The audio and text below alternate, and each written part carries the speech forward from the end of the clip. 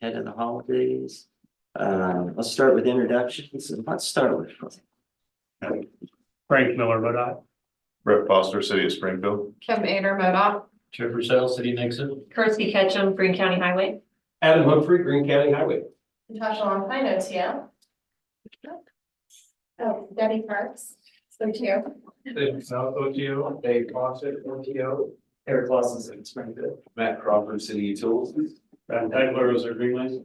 Trey Davis, City of Belleville. Mike Cruz, City of Willard. Beth Shower, MoDOT. Karen Haynes, City of Republic. Sarah Fields, OTO. yeah. Scott Blackman. Jen Thomas, OTO.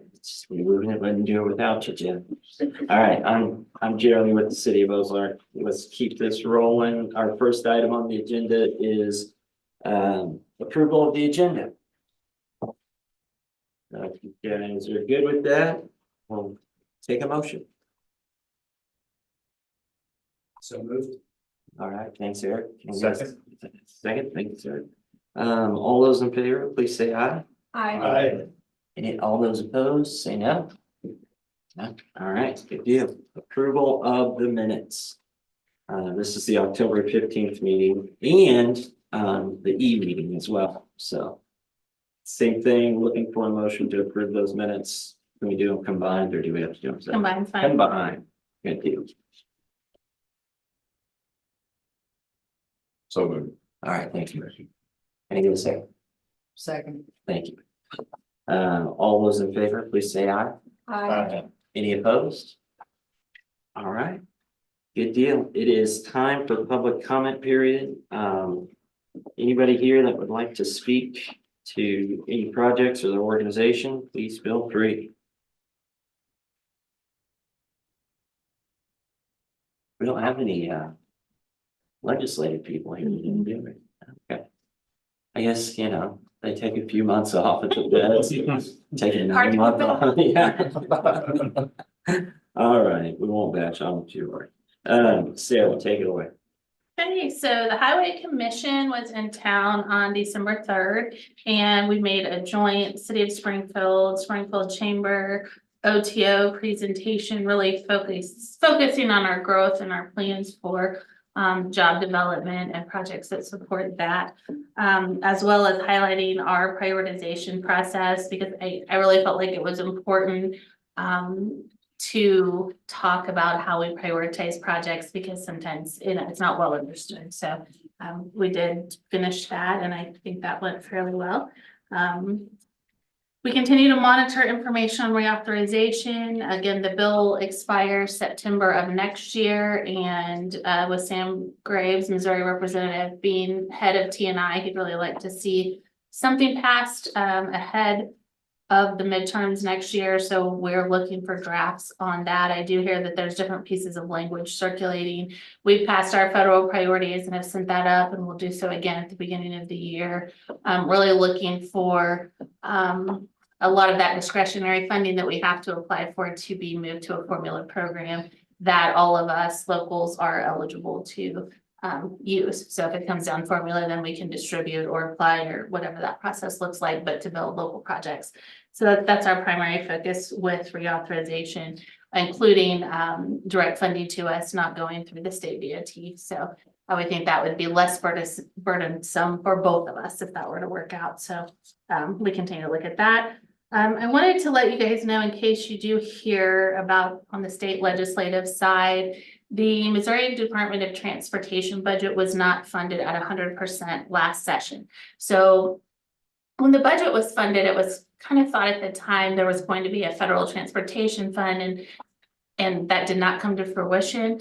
And so when the budget was passed, I'm going to get the number, it was either 60 or 70% of the budget. Do you know? Something like that. Yeah, it's like 75. Okay, maybe 75% of the annual budget was passed. And so now we need the legislature to go back and pass that remaining 25%. And the reason we care is because that's the construction projects in Missouri. That's our construction projects on our state roads here in our region. And so the last thing we want to do is halt construction projects. So if you hear about it, yes, we absolutely support 100% MoDOT budget. They need that budget to fulfill the projects that are in the statewide transportation improvement program. Anything to add on that? Well, it's also your snow powers and. Right, all the operations. household Mhm, chillers. yes, so all of that. That's me. It's everything. Myself, yeah. It's how we keep the doors open, Right. basically, it's, So I don't think I don't know that it's a problem. It's just kind of a technical thing that needs to get through. And so if you hear anything about it on the news or whatever, that's what they're talking about. So it's not new money. It's just the point. It's just the existing budget that's needed. We are spending as if it's gonna come through because we have to keep Yeah, going, yeah. so. So our $6 million that was line item in the budget is still restricted by the governor. We have not heard anything different, again, pending revenue for the state. So we're still crossing our fingers that something's able to come through on that project. And we're kind of just frozen in place because the next step is to acquire right of way. And you don't want to start acquiring right of way without the money to do so. So here we are. But as soon as it's released, we have a plan of action to go forward and start working on that. As far as internally, there's been a lot of news about our 60-65 study. We are expecting to have a consultant selected this week. We do have interviews tomorrow. And hopefully kick that off early next year and wrap it up by the end of the year. There's lots of information on it, but basically looking at the east-west arterial, 60-65 interchange, and then Highway 60 toward Rogersville. And the appropriate access and timing and cost of improvements for that entire region, as well as traffic distribution and land use for traffic generation. And so it'll be quite an undertaking, but hopefully will really help us inform our project selection and planning in the future. So with that, I wanted to just stop while I had the mic or the floor and thank Jeremy for his year of service on the as the chair of the technical committee, and we have a little gift. Oh, wow. I didn't know I got it, yeah. It's all worth it. Well, thanks for putting up with me. I know I kind of run in a little bit of a wonky crazy, meeting. just- Yeah, just a little, but thanks for thank you. All. Thank you. All right, before I tear up, let's go down to the legislative reports. Anything? None. That neither? Okay, MoDOT report, Frank, take it away. Yeah, so we're starting our annual STIP update, which will then translate into the TIP update for OTO. We're at the very beginning of that, which means we're basically going through existing projects and updating estimates. Right now, our OTO estimates are running about 3.3%, which is just 0.3% ahead of what we anticipate inflation would be. We're probably going to get that number down some too, before we finalize it. So we're not seeing the big jumps we saw in previous years. So are you saying that the numbers in this step now might hold for another year? Oh, good. Yeah. Now we made, the other thing to this is also getting the. All right. There've been big increases. We're still waiting for our funding forecast for the next step too. That's going to come out in January at the commission meeting. So we're waiting to receive that one. So that's the other factor in knowing what we can program next year. And then last night we had a public meeting for the Weaver Road and FF project in Battlefield, along with the Weaver Road widening. I think that went really well. It's pretty well attended. Didn't really hear negative comments about the projects. Seemed like what I was hearing, the big concern was about how long construction would take. But I did want to share with those people, heard a lot about wanting to see more improvements in FF besides what we're doing now.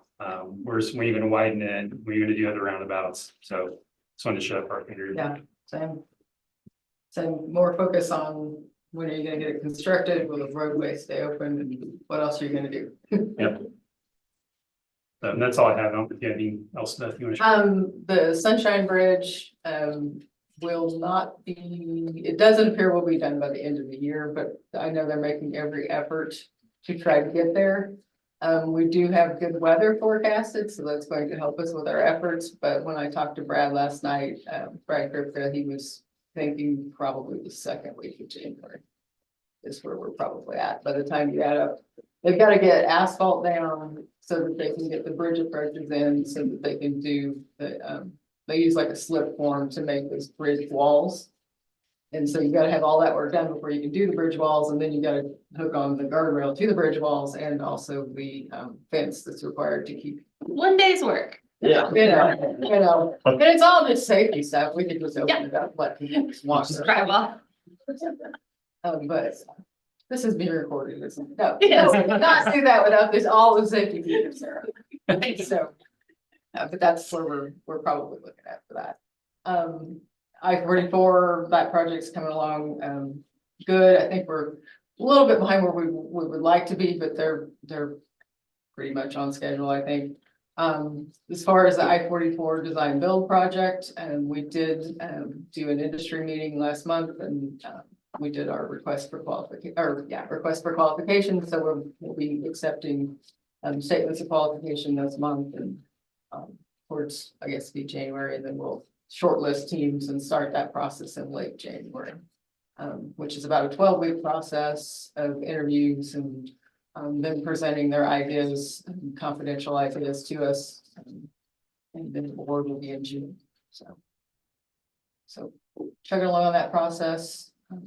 If there's anything else? I think that's it. Thank you. The major stuff. Oh, just working on that stuff. All right, well, thanks for the MoDOT update, the team effort there. Let's move on to committee reports and grant opportunities. David and David.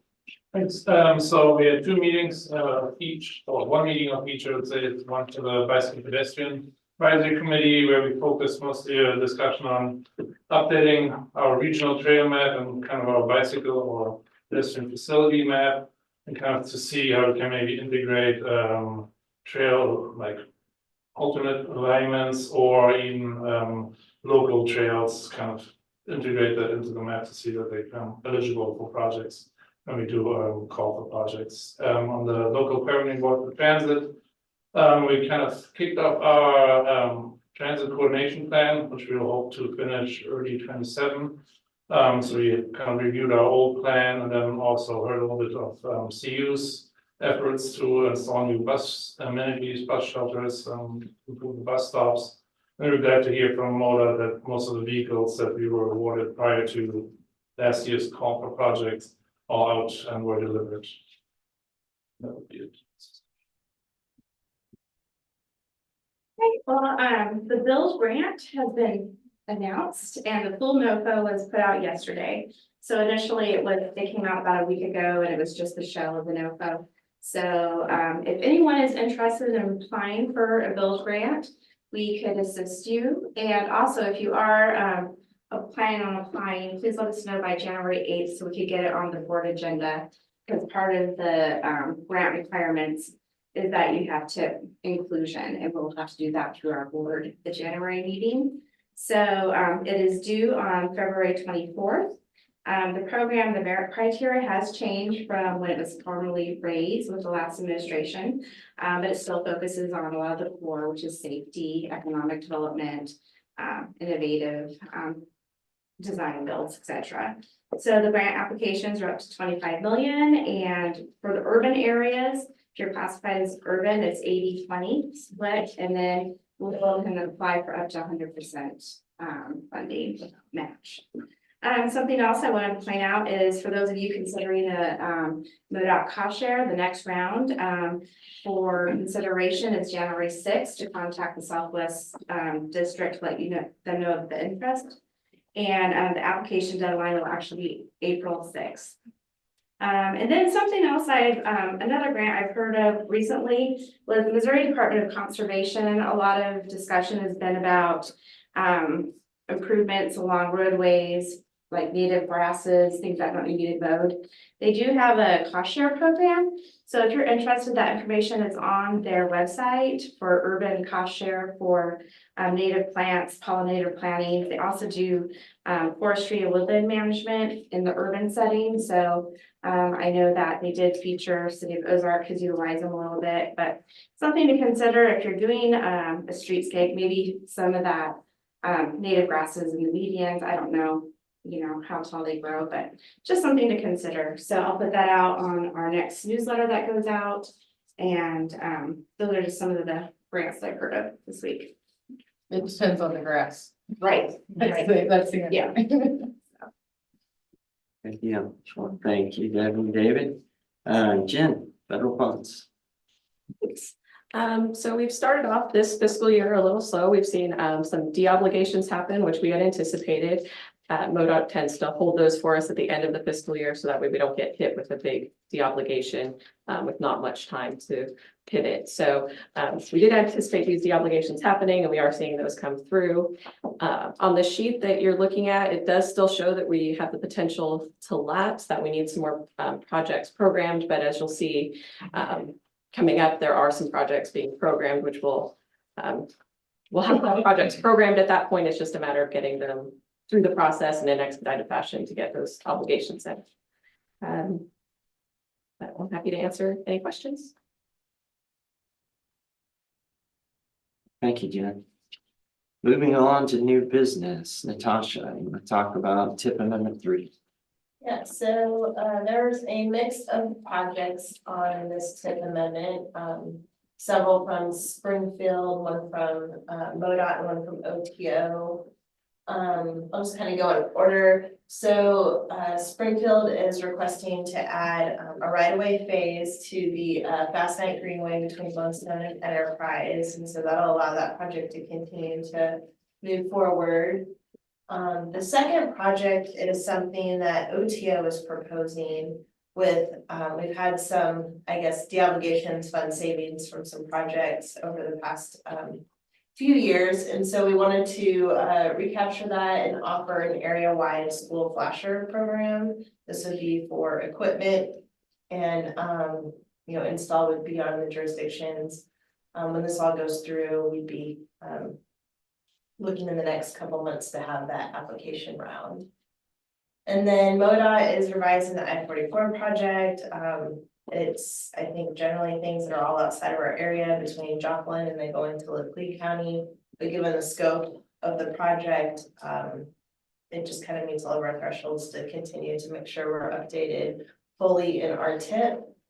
And then the remaining projects are the city of Springfield. So revising the main avenue bridge to adjust for, I think, some of the right-of-way eligibility was clarified, and then also the construction costs were slightly reduced versus what had been estimated before. And then an additional right-of-way project for Fremont Avenue from Erie to Independence, that'll be in preparation for street widening and a multi-use side path.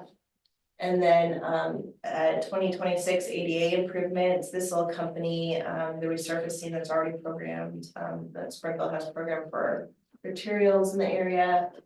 And then also a Springfield school flasher replacement program that Springfield is sponsoring.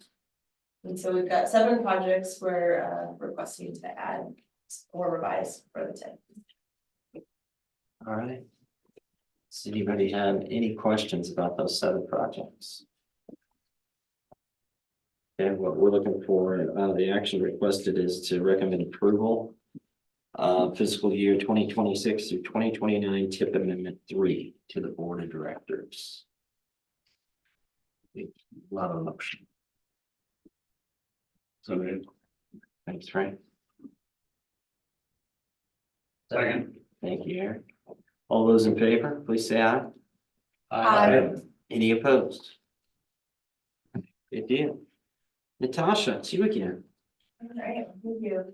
So this agenda item is for our annual performance targets. Several of the targets are set for, I guess, review and update every year. There are a handful that are every 2 or 4 years, and so those aren't included this year. But the first one includes safety and looking at number of fatalities, the rate of fatalities per 100 million vehicle miles traveled, the number of serious injuries, the rate of serious injuries, and then also non-motorized, number of non-motorized, so bicycle and pedestrian, serious injuries and fatalities. And so we've traditionally set our goals based on the MoDOT statewide targets. During our discussion with our destination safe streets plan, there was some discussion about, you know, how that corresponds to MoDOT targets, and their zero target is slightly different than ours, but everything we do just helps work towards our goal and their goal at the same time. So I think, given, we still struggle with the very small number.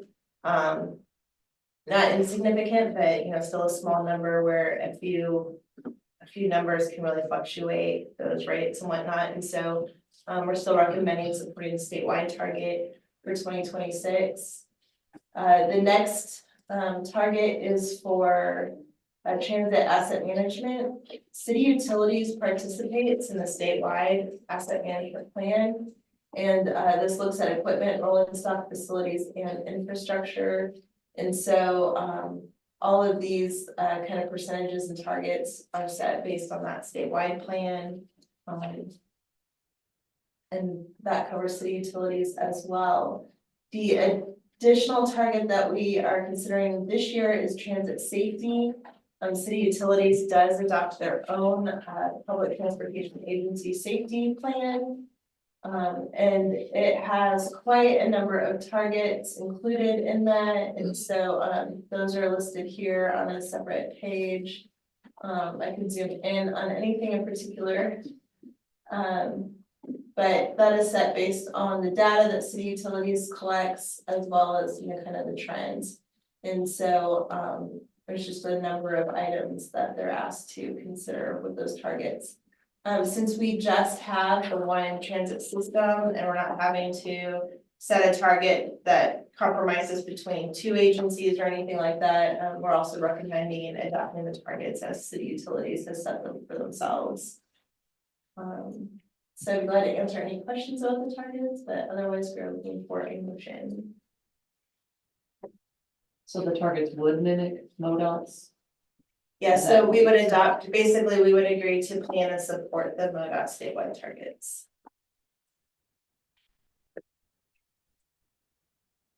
Any other questions regarding these targets? If not, we're looking for a motion to recommend approval of the proposed targets. I move to recommend approval. Thank you, Peter. Get a second? Second. All right, thank you. All those in favor, please say aye. Aye. Any opposed? All right, we're rolling here.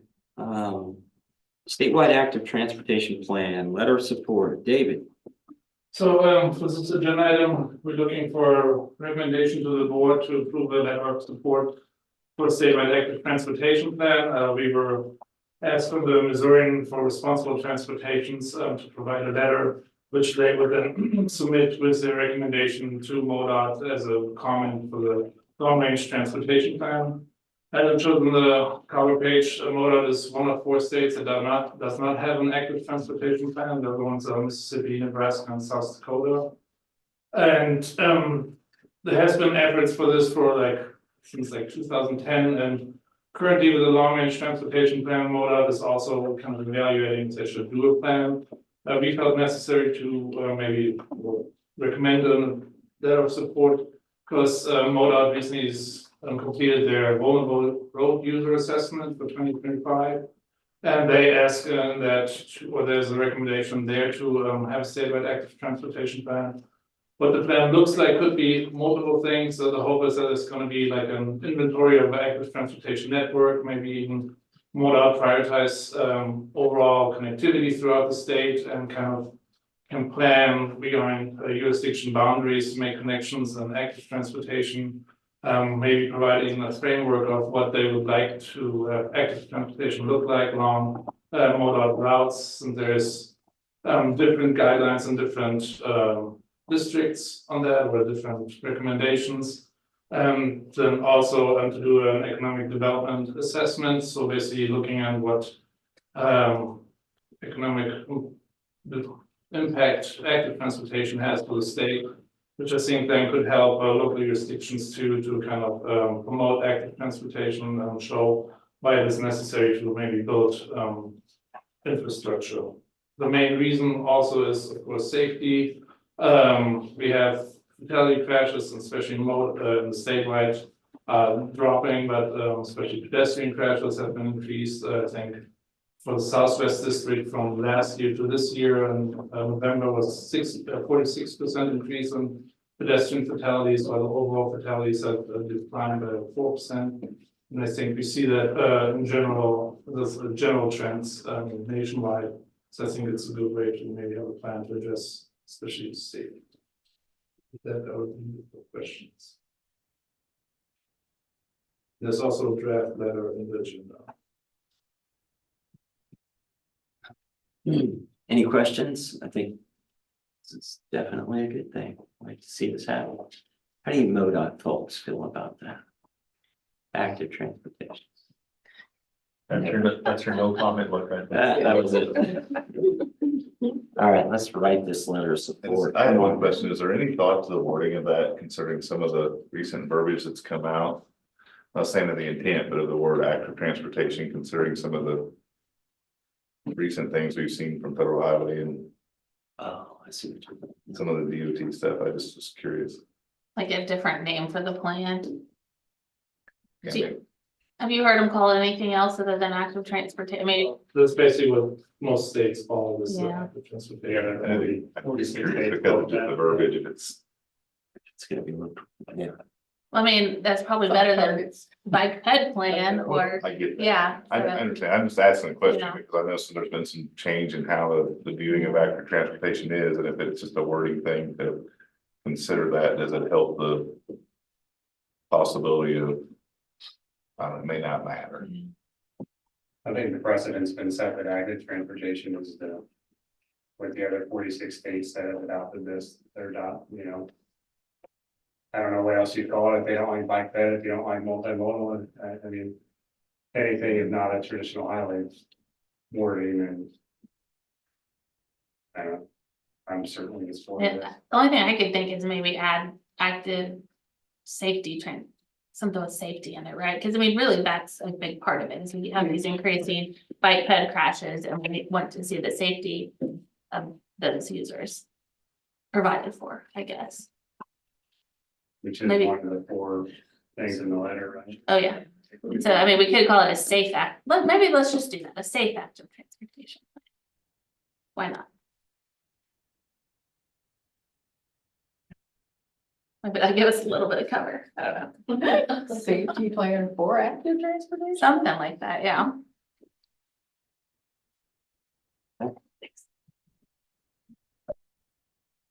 Go ahead. Any other comments? No, I just think, I think the safety topic, it just may be a wording, but if you think like safe multimodal, there's been, letters that have come out that say that the federal highway's not gonna support the active transportation as a term. So I just phrasing it as something different might get us ahead of what other states have to support probably MoDOT's appetite for it too, rather than saying the word active transportation, talking about safety of road multimodal users or something along that line might. Probably not gonna matter, but Yeah, just in case there's an AI bot out there that will automatically kick you out, is that what you're saying is the fear? Well, I'm willing to research it, I guess. We'll research it. I think overall the content, we should approve it and move forward, just maybe with the caveat that the actual word of what it's called could maybe be. Or safety thing calls them vulnerable or the users. Which MoDOT has that in, Yeah, right? it's just a little different. Mhm. Okay, so I'm here. We've got support for the letter of support. Maybe we just massage the title a little bit. Is that correct? Consider it. Consider it. Okay. Somebody want to make that motion? I'll make that motion with considerations to the name change upon research. Thanks, man. Second. Thanks, man. All those in favor, please say aye. Any opposed? All right, good deal. UPWP, Debbie. Okay. Every year, we have a unified planning work program that we write basically to get the OTO's grant funds. And in it, we always plan for regional studies or studies that we can assist with for the different jurisdictions. Those could be things like road and trail alignments, location studies, walkability, parking, traffic operations. So today we just kind of wanted to start the dialogue to see if anyone had any suggestions for studies. Also, if you don't have any today, you could think about it with your jurisdictions and let Sarah know what topics you may be wanting to research. We also do things that evaluate issues of high regional priority, to help people to get the data to make good transportation decisions.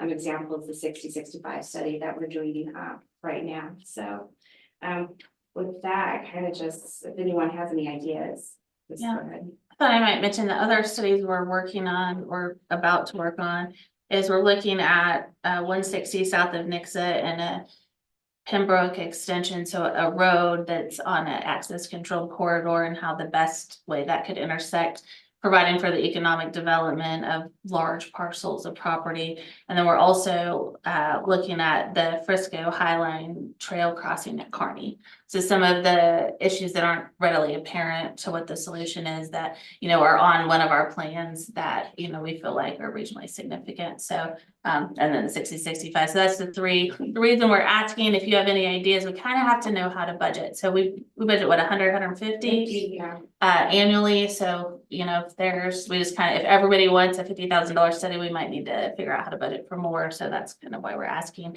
But the money is usually available. We usually don't spend it all. So if you have something immediately needed, we might have some room this year and ongoing. So any ideas, any thoughts? We also have the Division 65 study happening, which will probably less expensive there. For me? Well, I guess you should positive. Okay. I'm giving you a check. I didn't know that. Okay. Yeah, that's, Even in that one. No, it's just city, no. city and railroad. Okay. yeah, I tried. You wouldn't take my money. We had the railroad's money. Well, that, There's that. Certainly see the 2017 trail study, regional, but having a prioritized list, maybe it's shrunken down to the biggest regional connections of how to connect Frisco to Chadwick, how to connect Willard to the Frisco, those. They're regional connections, but they're taking advantage of those big trail systems of how we connect to them from people's front door and to parks and those maybe, but having a prioritized list rather than the big big everything of like, what can we pragmatically or realistically accomplish in the next 10 years of focus all of us together on, we gotta get easements here, we gotta get just a little more streamlined plan of that or an update of that.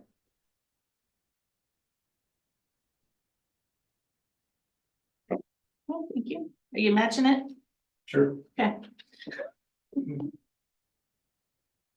Done. So no actions requested on this, but any other thoughts? Questions for Deb? Can't believe it's 2017. I know. It's Some been a of- I lot mean, good. yeah. It's one of the leading documents of how we've gotten some of the big decisions we've made, so it's very valuable. The costs are not so great. You try.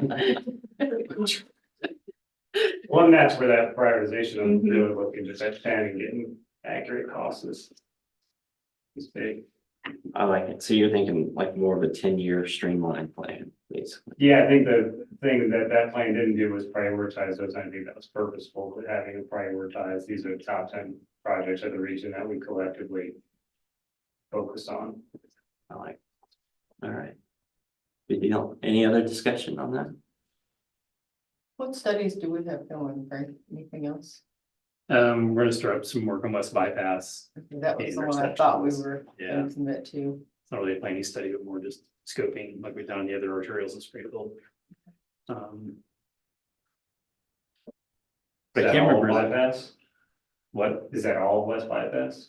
Yes, from I-44, basically down to in Battlefield where it goes from 4 lanes to 2, we have a roundabout then that we're working, that I mentioned earlier. So the entire 4-lane section, looking at intersection improvements or basically safety and traffic control, not 6 laning, but just spot improvements. We've had various requests or issues come up at different locations up and down that corridor. So we're trying to get a sense of what should we do, what are the priorities, that kind of Yeah, and the Sunshine Bridge being closed has really stress tested that area, so. Yeah. We're getting more calls. So Cardian 65 is programmed for, it's actually being driven by bridge condition, so that interchange is going to change. And then, what I can't remember, Beth, is that how that's relating to the I-44 and 65 interchange. Yeah, it was my understanding we were going to just bring all of that together from division all the way up to 65 and study it as a corridor area because it makes the most sense. Yeah, I think I understood that too. So might be looking some at 44 to 65 with Kearney. I've seen we had one for Kearney, one for division, but I can't remember if we're missing together. Yeah, I think Kara was rolling it all together Okay. in one study. Because it's very, very likely that we're gonna have ramp overflow from Kearney that's gonna go down to division and incorporate somehow. Because Kearney is just too close to I-44 right now. It's a real challenge for us to find a good solution there. And then really what I'm seeing on that road is the emerging traffic from Chestnut wreaks havoc all the time too.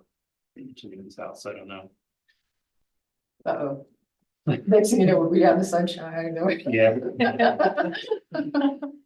Forget it, the 65 corridor. Yeah, looking at it Pretty again. much, yeah. I think that's all I can think of right now. All right, good deal. Moving on, chair rotation. Woo-hoo. Look what you get though. You know what I mean? Nobody can steal that. And we know it's gonna be somebody from Springfield. I hear there's arm wrestling. I don't know. Okay, so we have adopted in our bylaws a rotation of the chairmanship for the technical committee, you know, just to cut down on the fighting amongst you guys. So, It's so embarrassing. it was terrible. So according to the rotation, and sometimes people elect not to take their turn, and so you see that sometimes. So if you have any questions, that does happen. But Springfield's next in line, and then we all heard something crazy from Eric that has spoiled all our plans. So I guess Eric, your news you can start with. Yeah, I was offered a position as assistant city manager for the city of Beaufort, South Carolina. A week ago, so I have accepted that position. I'm gonna stick around the area through February or through the beginning of February and then be stepping away after that. So really appreciate my time back here. Appreciate reconnecting with you all. I love this area, love the people in it. This is just an opportunity that I really can't pass up. So we don't think you should be our chair. We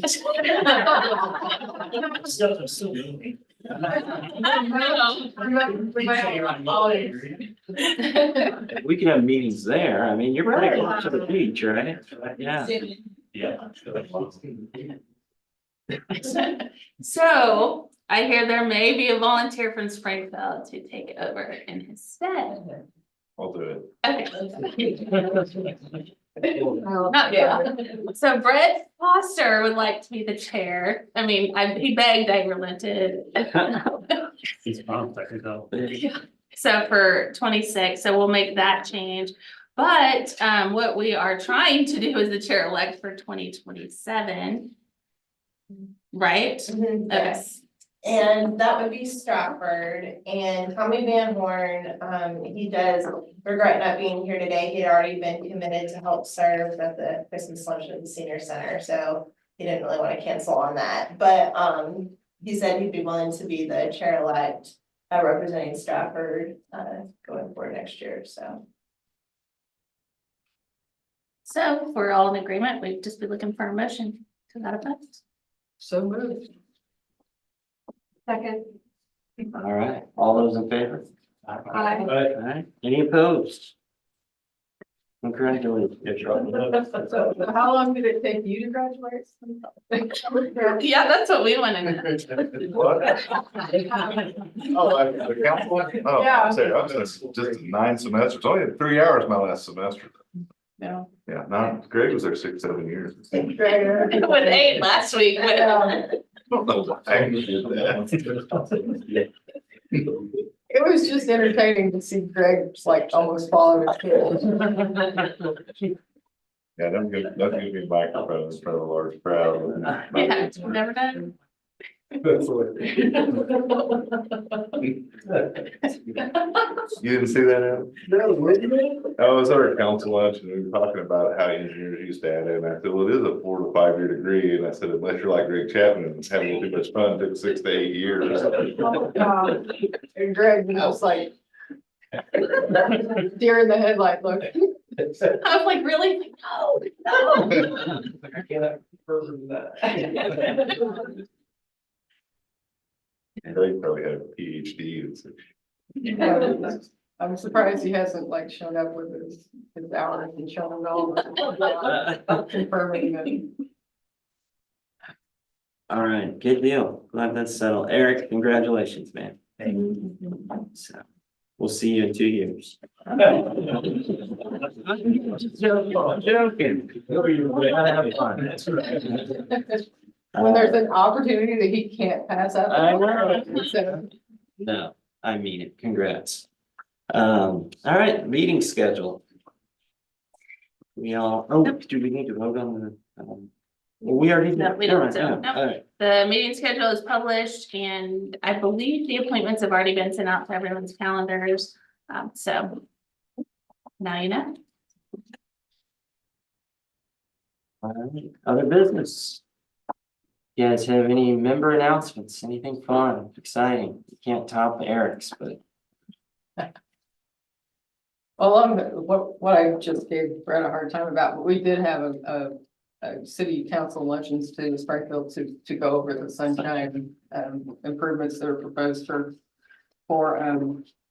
West Sunshine, and just wanted to commend Brett and Christy Bachman, our project manager. They did a really cohesive, very supportive of each other. You know, their presentations are very complimentary of each other, and I thought it was a really well thought out presentation to the council. So I was impressed.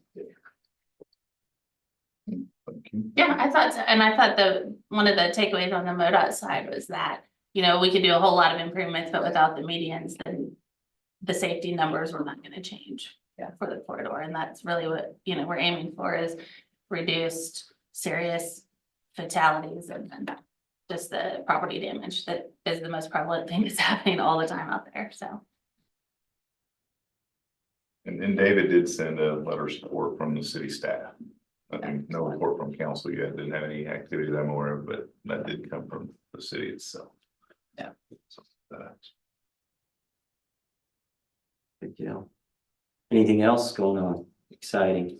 we finished Grand Avenue Parkway. Yeah. So, not in Frank's eyes, we're not really down to the public.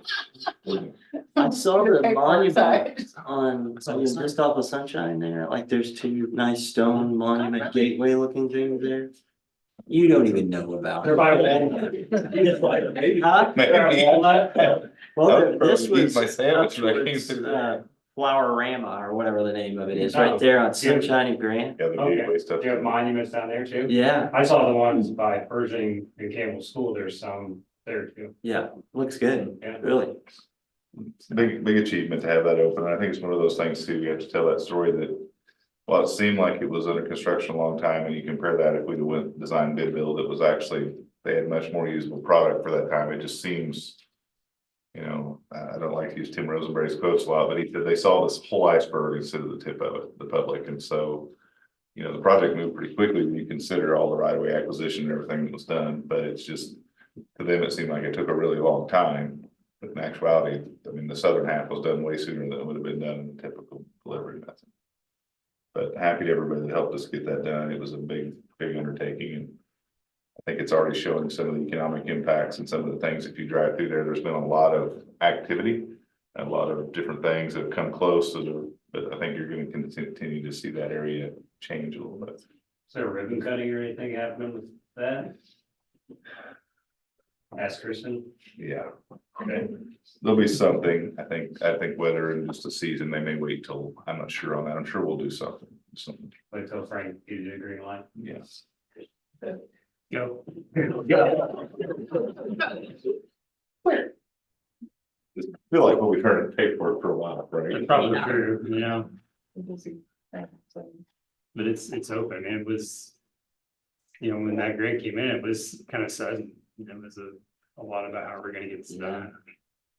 A lot of lessons learned on utilities, burying utilities, working through that, what all that means. That sounds simple things when people don't understand that in the public, but that's not a simple thing. So I think that was good for the community to see, like, this is what buried utilities look like. This is what it costs. I mean, that's a hot topic, but is it something you really want to do? And I'm not saying that on CUs. I mean, obviously from a functionality standpoint, it's good for them, but I think that was a really good opportunity to really go out and show this is what certain intersections look like. This is what we can do, but this is what it also costs. So what is the value that people want to see in these corridors as far as functionality? And, you know, Ben and I have been talking, you know, some of these things in some areas may be cheaper to, you know, build these things on street and stay within these corridors and just that it's a great project. It looks nice. I think what you'll see is the plantings get done and everything goes through the spring is when it really shines. I assume that's probably when we're going to wait to really do an opening because there is still some stuff that has to be done in the well ones. How many parcels are in that? Do you remember? Man, Are Round it to the nearest thousand. over 100. yes, I can remember it's like 118, something like that. Over 100 parcels. It's less than I would have thought, to be honest. Yeah. I'm shocked. But they did weekly right-of-way meetings for a while, just because they were just buying as they needed. Anything else? Any other member announcements? All right, how about transportation issues?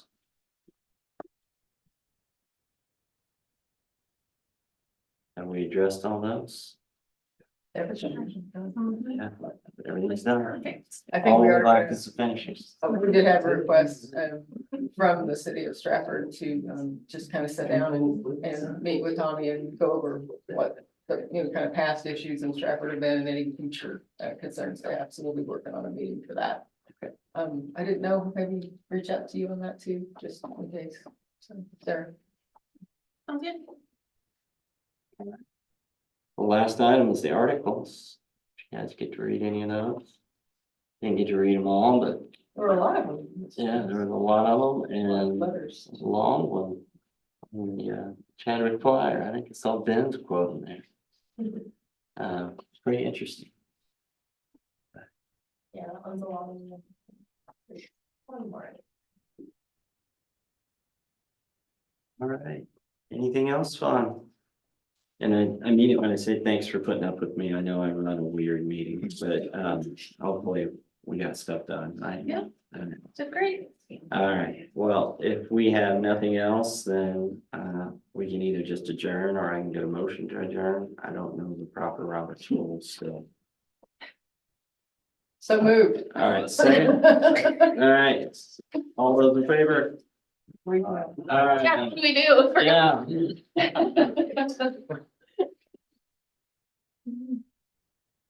Work great.